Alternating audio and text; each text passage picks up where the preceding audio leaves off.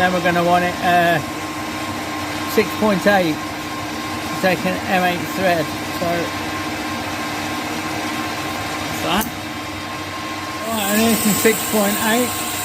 Put a bit of lube on, because that's what separates us from them animals.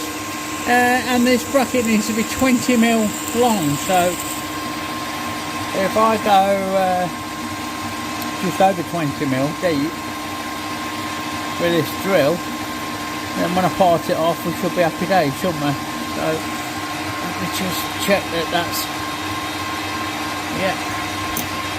Alright, slow things down and get it parted off, eh? What I forgot to do is just give that a quick fucking chamfer, ready to take a thread. Okay, now we can go